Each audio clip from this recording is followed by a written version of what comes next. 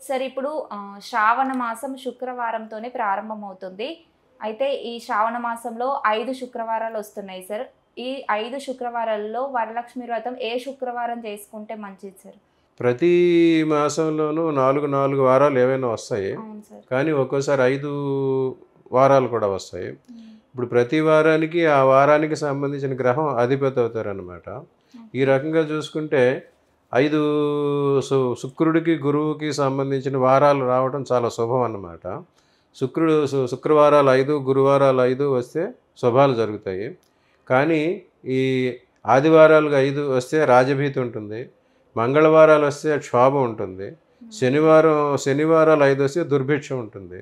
ఆ ఓకే. శనివారం శని, సూర్యుడు, కుజుడికి సంబంధించిన వారాలు తక్కువ వచ్చి, ఈ హ్మ్. శుక్రుడు, గురువుకి సంబంధించిన వారాలు ఎక్కువ వస్తే చాలా శుభం.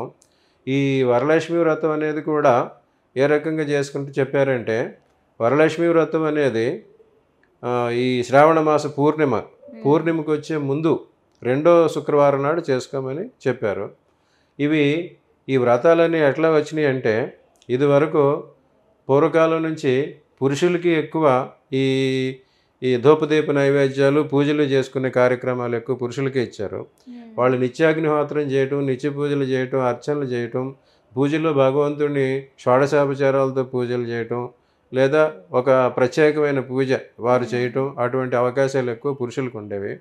స్త్రీలకి అన్ని పూజలు చేసే పరిమితి పర్మిషన్ ఉన్నా, హ్మ్. అన్ని పూజలు చేసుకునే అవకాశాలు వారికి రావు. ఎందుకంటే వారు ఋతుస్నాతులైనప్పుడు, హ్మ్. తర్వాత గర్భిణీలుగా ఉన్నప్పుడు, పిల్లలకి పెంచుతున్నప్పుడు, పిల్లల పాలనలోనూ వీరు అన్ని రకాల పూజలు, రోజు నిత్య నైమిత్తిక పూజలు నిర్వహించలేరని, వీరికి ప్రత్యేకంగా కొన్ని వ్రతాలు కల్పించారనమాట. హ్మ్. ఇవి వేదాంగాల్లో ఒకటి. వేదాల్లో శిక్ష, వ్యాకరణం, నిరుక్తం, ఛందస్సు, జ్యోతిష్యం, కల్పం హ్మ్. అని చెప్పి 5 అంగాలున్నాయి. ఆ కల్పాల్లో కల్పించినవి ఈ వ్రతకల్పాలనమాట. ఈ రకంగా స్త్రీలు ఎవరైతే ఈ అనివార్య పరిస్థితుల్లో నిత్య పూజలు అటువంటివి చేసుకోలేని పరిస్థితిలో ఉంటారో, ఆరోగ్యపరంగా గానీ, ఇతరత్రా గానీ, వారు నిత్య పూజలకు బదులు ఇటువంటి వ్రతాలు అనుసరించి హ్మ్. చేసుకుంటే వారికి మంచి జరుగుతుందని ఈ రకమైన కల్పాలు కల్పించారు. అందులో ఈ వరలక్ష్మి వ్రతం ఒకటి. ఈ శ్రావణ మాసంలో పౌర్ణమికి వచ్చే ముందు శుక్రవారాల్లో చేసుకుంటే అది ఉత్తమం. హ్మ్. ఇటువంటి ఎవరికైనా అనివార్య పరిస్థితులు, ఆరోగ్య పరిస్థితులు అనుకూలించకపోతే వారు ఏ శుక్రవారం అయినా చేసుకోవచ్చు. కానీ పౌర్ణమికి ముందు చేసుకున్న వారాల్లో ఎక్కువ ఫలితం ఉంటుంది. హ్మ్. పౌర్ణమికి తర్వాత చేసుకునే ఫలితాలు కొంచెం తక్కువగా ఉంటాయి. కానీ ముందు దీనికి భక్తి శ్రద్ధలు ముఖ్యం అన్నమాట. హ్మ్. ఇంకోటేంటంటే, లక్ష్మీదేవి 2 మాసాల్లో ప్రబలంగా తన అనుగ్రహాన్ని చూపిస్తూ ఉంటుంది. పుష్యమాసంలో పౌష్యలక్ష్మి అంటారు. హ్మ్. అప్పుడు అందరికీ పాడి పంటలన్నీ వచ్చి, పంటలన్నీ కోసుకుని ఇల్లంతా ధనధాన్యాలతో నిండి ఉంటుంది. అది పౌష్యలక్ష్మి. ఆ తర్వాత వచ్చే ఈ వేసవికాలం, గ్రీష్మ ఋతువు, వర్షాకాలాల్లో ఈ వ్యవసాయానికి సంబంధించిన పనులన్నీ చేసుకుని, నాట్లవి వేసుకుని, హ్మ్. పంటలన్నీ ప్రారంభించుకుంటారు. మొలకెత్తే టైంలో ఉంటాయి. హ్మ్. అప్పుడు మళ్ళీ వచ్చే కాలానికి సౌభాగ్యం అంతా ఇవ్వమని చెప్పి, సౌభాగ్యలక్ష్మిగా శ్రావణ మాసంలో ఈ వరలక్ష్మి వ్రతాన్ని చేసుకుంటారు. ఇక్కడ వారు ఏ వారం చేశారన్న దానికన్నా ఎంత భక్తి శ్రద్ధలతో అమ్మవారిని పూజించారు అనేది ముఖ్యం అన్నమాట. అది ముందుగా చూసుకోవాలి. ఈ విషయంలో లక్ష్మీ కటాక్షం కలగడానికి శంకరాచార్యులు కనకధారా స్తోత్రం అని ఒక గొప్ప స్తోత్రాన్ని అందరికీ ఇచ్చారు. ఈ హ్మ్. వరలక్ష్మి వ్రతం రోజు వరలక్ష్మి వ్రతాన్నే కాకుండా ఈ కనకధారా స్తోత్రాన్ని కూడా అందరూ చదువుకుంటే వారికి ఆర్థికంగా చాలా శుభాలు కలుగుతాయి. అందులోనూ ముఖ్యంగా ఓ 2 శ్లోకాల్లో శంకరాచార్యులు లక్ష్మీదేవి అనుగ్రహం కలగడానికి ఓ 2 ప్రత్యేక శ్లోకాలు ఇచ్చారు. అవి దద్యాద్రయానుపవనో ద్రవిణాంబుదార అస్మిన్ నకించిన విహంగ శిశో విషణ్ణే దుష్కర్మ ఘర్మం అపనీయ చిరాయ దూరం నారాయణ ప్రణయిని నయనాంబువాహ అని ఒక హ్మ్. శ్లోకం ఇచ్చారు. అందులో దుష్కర్మ ఘర్మం అపనీయ చిరాయ దూరం. అమ్మా, హ్మ్. నేను ఏదైనా తప్పులు చేసుంటే, ఏదైనా దుష్కర్మలు ఉంటుంటే వాటన్నిటినీ నువ్వు తొలగించు అని చెప్పి ఒకటి. ఇంకోటి ఏంటంటే, కమలే కమలాత్మ వల్లభత్వం కరుణాపూర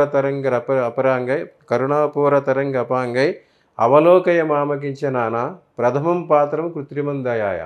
అంటే కమలే కమలాక్ష వల్లభత్వం. కమలాదేవి అంటే లక్ష్మీదేవి, కమలాక్షుడు అంటే విష్ణువు, విష్ణు వల్లభుడు పత్ని లక్ష్మీదేవి. కమలే కమలాక్ష వల్లభత్వం కరుణాపూర తరంగ అపాంగై అని చెప్పారు. అంటే నువ్వు నన్ను దయాదృష్టిలతో నా వంక చూసి కరుణాపూర తరంగమపై ప్రథమం పాత్రం కృత్రిమం దయాయ, నీ కరుణాదృష్టిలు ప్రథమంగా ముందు నా మీదే ప్రసరించి నాకు ఈ మంచి చేయి శుభాలు ఇవ్వని చెప్పి 2 శ్లోకాల్లోనూ ఈ 2 శ్లోకాలు ఎవరైతే ఆ అర్థం తెలుసుకుని ఆ ఆర్తితో ఎవరైతే పఠిస్తారో వారందరికీ లక్ష్మీదేవి అనుగ్రహం ఎక్కువగా ఉంటుంది. ఆ విధంగా ఈ వరలక్ష్మి వ్రతం చేయటమే కాదు, ఈ వరలక్ష్మి వ్రతంతో పాటు ఈ కనకదారాస్తవంతో కూడా మహాలక్ష్మిని పూజించుకుంటే అందరికీ లక్ష్మీదేవి అనుగ్రహం సంపూర్ణంగా లభిస్తుంది. సరే, ఇప్పుడు అంటే గర్భిణీ స్త్రీలు పూజలు చేయకూడదు, కొబ్బరికాయలు కొట్టకూడదు, టెంపుల్స్కి వెళ్ళకూడదు అంటారు కదా సార్, వాళ్ళు వరలక్ష్మి వ్రతం చేసుకోవచ్చా? 3 మాసాల వరకు ఏ పనులైనా చేసుకోవచ్చు. 3 మాసాల తర్వాత గర్భస్థ శిశువుకి కొన్ని ప్రత్యేకమైన పరిస్థితులు వస్తూ ఉంటాయి అన్నమాట. ఎవరైనా గర్భం ధరించినప్పుడు ఫస్ట్ మాసంలో ఓన్లీ బుద్బుదాకారంలో ఉంటాడు శిశువు, 2వ మాసంలో ఒక పిండంలాగా ఉంటుంది, 3వ మాసం వచ్చేసరికి శిశువులాగా రూపాంతరం చెందుతుంది, 4వ మాసం వచ్చేసరికి అవయవాలు ఏర్పడతాయి, 5వ మాసం వచ్చేసరికి చర్మం అటువంటివి వస్తాయి, 6వ మాసం వచ్చేసరికి గుండె ప్రాణం కొట్టుకోవడం మొదలవుతాయి. 7, 8 మాసాల్లో ఆ శరీరంలో మళ్ళీ అన్ని వ్యాపారాలు మొదలవటం జరుగుతుంది అన్నమాట. అటువంటప్పుడు ఆ ప్రత్యేక పరిస్థితిలో ఉంటారు కనుక వీరు శారీరకంగా ఎక్కువగా ఇటువంటి పూజలు చేసేప్పుడు ఈ ఉపవాసాలు ఉండటం కానీ లేకపోతే సమయానికి సరైన ఆహారం తీసుకోకపోతే గర్భస్థ శిశువుకి ఆహారం సరిగా అందకపోతే అక్కడ క్షోభ కలుగుద్ది కనుక వారికి ఇటువంటి ఎగ్జామ్షన్స్ ఇచ్చారన్నమాట. సో వీరు అనుకూలమైనంత వరకు వారు చేసుకోవచ్చు. ఇప్పుడు ప్రస్తుత కాలంలో చూసుకుంటే అందరూ 3వ నెల వరకు ఉద్యోగాలు వెళ్తున్నారు, చేస్తూ ఉన్నారు. అవి కొన్ని ప్రత్యేక పరిస్థితుల్లో తప్పవు. కానీ స్త్రీ జన్మకి పరిపూర్ణత వచ్చేది బిడ్డలను కన్నప్పుడే, ఒక మాతృమూర్తిగా ఆమె వచ్చినప్పుడే. సో ఆ మాతృమూర్తిని ఆ 9 నెలల మాతృమూర్తి తన శిశువుని 9 నెలల్లో పరిరక్షించుకునే బాధ్యత ఆమె మీద ఉంటుంది. సో ఆ గర్భస్థ శిశువుకి ఎటువంటి ప్రయాస, ఎటువంటి ఇబ్బంది కలగకుండా చూసుకునే ప్రయత్నంలో ఇటువంటివి చెప్పారు. ఇటువంటివి వారి శారీరకంగా అనుకూలంగా ఉండి పూజలు చేసుకోవచ్చు. కానీ వారి శరీరం దానికి అనుమతించకపోతే ఇటువంటివి మానేసినా ఏమి తప్పు లేదు. అందుకే వారికి తర్వాత ఈ రకమైన వ్రతాలు అటువంటి దేశాలు ఇచ్చారు. అటువంటి వీరికి స్త్రీలకు ప్రత్యేకంగా కల్పించబడిన వ్రతాలు అవే. ఈ రకమైన నిత్య పూజలు అవి వారు చేసుకోలేని పరిస్థితి ఉన్నప్పుడు ఇటువంటి వ్రతాలు చేసుకుంటే వారికి శుభం కలగడం కోసం ఈ ఏర్పాటు చేశారనమాట. సో దాని ప్రకారం అందరూ వ్యవహరించి అందరికీ మంచిది. సార్, అంటే గర్భిణీ స్త్రీలు కొబ్బరికాయ కొట్టకూడదంటారు, ఎందుకంటారు సార్? అసలు గర్భిణీ స్త్రీలు కొబ్బరికాయ కొట్టకూడదని దానికి శాస్త్రీయ ప్రమాణం ఏమీ లేదు. కాకపోతే ఏదైనా మనం కొబ్బరికాయని ఎందుకు కొడతారంటే భగవంతుడికి ఏదైనా ఒకటి బలి సమర్పించడంలోకి వస్తుంది అన్నమాట. ఇదివరకు జంతు బలులు ఇచ్చేవారు. ఆ జంతు బలులు ఇచ్చినప్పుడు ఆ జంతువుల వధ జరిగేది. ఆ జంతువులకి బలంగా దానికి ప్రత్యామ్నాయంగా ఈ కొబ్బరికాయనని ఇచ్చారు. ఈ కొబ్బరికాయని కూడా ఇది అండంగానే తీసుకోవాలన్నమాట. కొబ్బరికాయ మళ్ళీ భూమిలో పాతితే మళ్ళీ కొబ్బరి చెట్టు వస్తుంది. సో ఏ ఫలమైనా దాని బీజంగానే తీసుకుంటారు. అట్లా ఒక అండం అంటే ఒక గుడ్డుని పగలగొడితే ఎటువంటి పరిస్థితి వస్తుందో ఈ కొబ్బరికాయని కూడా పగలగొడితే అటువంటి పరిస్థితి వస్తుంది కనుక ఈ గర్భిణీ స్త్రీలు దాన్ని కొట్టొద్దని చెప్పారు. కానీ నిత్య పూజల్లో ఎవరైనా వారి పరిహారం కోసం భగవంతుడికి నైవేద్యం పెట్టడం కోసం కొబ్బరికాయలు కొట్టవచ్చు. కానీ గర్భిణీ స్త్రీలు సాధ్యమైనంత వరకు అది మానేయటమే మంచిది. ఇంకో విషయం ఏంటంటే భగవంతుడికి ఎక్కువగా కొబ్బరికాయలు అరటిపళ్ళతోనే పూజలు చేస్తారు.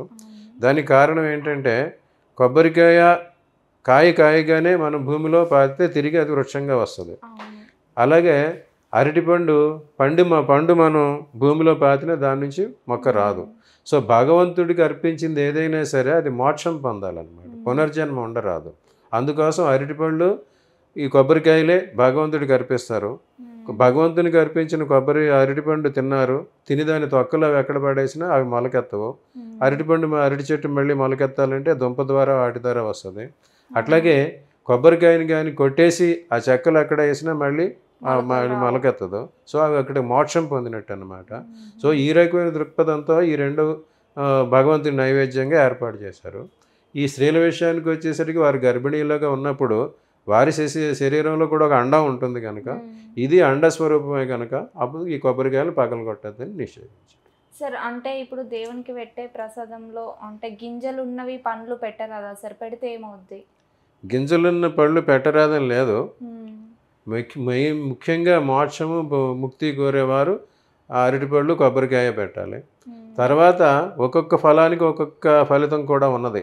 ఏ ఫలంతో భగవంతుడిని అర్చిస్తే ఎటువంటి ఫలితాలు వస్తాయి అనేవి కూడా ఉన్నాయన్నమాట. సరే, ఇప్పుడు శ్రావణ మాసంలో మంగళగౌరి వ్రతం చేస్తారు కదా, అంటే ఓన్లీ కొత్తగా పెళ్ళైన ఆడవాళ్ళు మాత్రమే చెయ్యాలా, అందరూ చేయొచ్చా? మంగళగౌరి వ్రతం మెయిన్గా పెళ్లి కాని ఆడపిల్లలకే నిర్దేశించారు. గౌరీదేవి సతీదేవి శివుణ్ణి పూజ చేసుకోవడానికి వ్రతం చేసిందన్నమాట. అందుకు ఆమె గౌరీ వ్రతం అంటారు అన్నమాట. ప్రతి పెళ్లిలోనూ అమ్మాయిల చేత గౌరీ పూజ చేపిస్తారు. అట్లాగే ఎవరికైనా పెళ్ళి కావటం ఆలస్యమైనా, పెళ్ళి జరగడంలో ఏమైనా అవాంతరాలు వస్తున్నాయన్నా, వాళ్ళ జాతకంలో ఇటువంటి దోషాలు ఏమైనా ఉన్నా, కుజ దోషం అటువంటి దోషాలు ఉంటే ఆ దోష నివృత్తికి మంగళగౌరి పూజ అందరికీ చేయమని చెప్పారు. ఆ రకంగా మంగళగౌరి పూజ పెళ్ళికి ముందు అందరూ చేసుకోవటం మంచిది. తర్వాత కూడా ఎవరికైనా వారి వివాహ జీవితంలో ఏమైనా సమస్యలు ఇటువంటివి వస్తున్నప్పుడు కూడా వారి కుజ ప్రభావం వల్ల కానీ అటువంటి సమస్యలు ఉంటే అప్పుడు మంగళగౌరి వ్రతం ఎవరైనా చేసుకోవచ్చు.